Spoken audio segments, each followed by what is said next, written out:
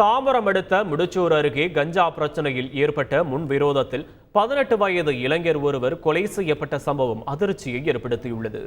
முடிச்சூர் அருகே உள்ள வரதராஜபுரத்தைச் சேர்ந்தவர் சந்தோஷ்.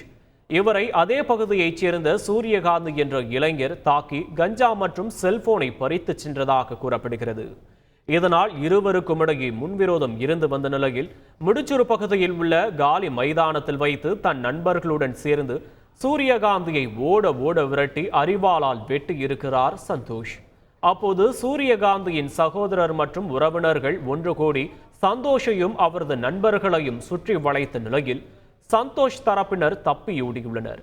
இதில் சந்தோஷின் நண்பரான விக்னேஷ் என்பவர் மட்டும் சூரியகாந்தியின் தரப்பினரிடம் சிக்கிக் கொண்டதில் 18 வயது இளைஞரான அவரை கும்பல் அரிவாளால் வெட்டி படுகொலை செய்துள்ளது.